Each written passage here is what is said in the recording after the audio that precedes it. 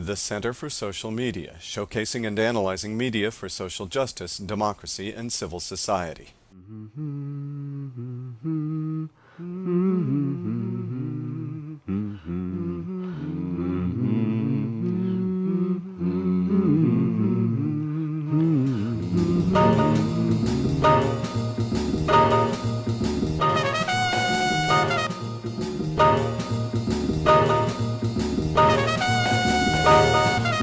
Access frequently is under political siege, nationally, locally, at the state level. And really your job as an administrator is try to activate your base, the people that use this thing, and engage them. What's great is if they feel a sense of ownership of the station, they're quite willing to do it. They just need to learn how to do it.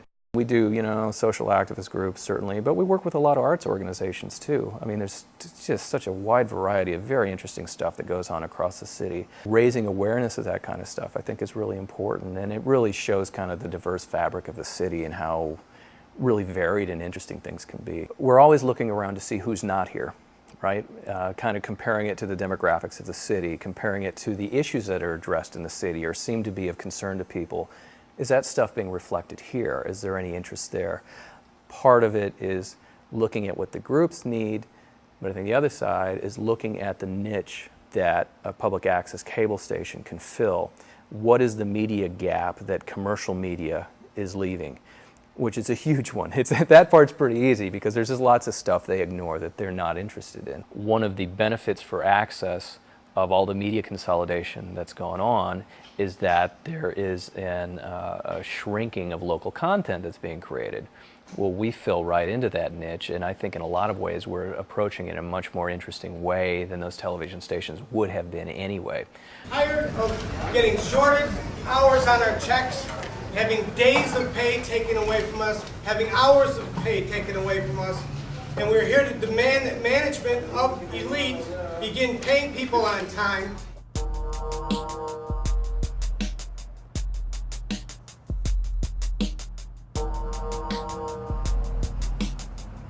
San Lucas Worker Center uses media as leverage to gain victories for workers.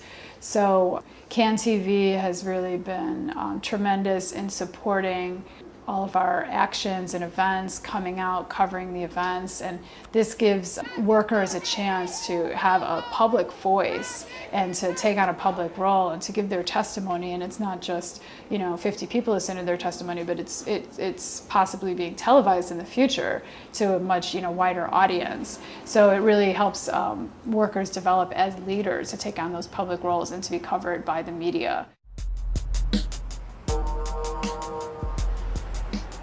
Hi, my name is Mario Jonathan, and I'm a day laborer.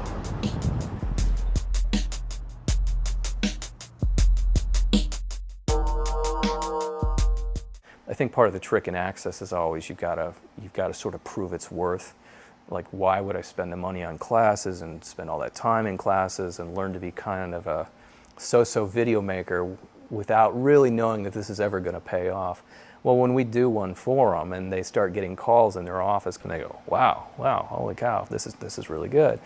So that's been an inducement for these organizations to participate. What we didn't want to do was just build another access facility and continue to either serve the same people just more or more of that type of activity. Everything we've tried is assessed constantly, and if it isn't working, well, stop doing that and think of something else. I think once groups also realize that media work is essential part of community organizing, and many of them eventually do learn that process of developing a media strategy and implementing it also builds that sort of, it expands their notion of what civic life is, that they have an obligation to be able to tell their story well to the public, and that building public support is part of how they sell their program or they get support on a certain issue.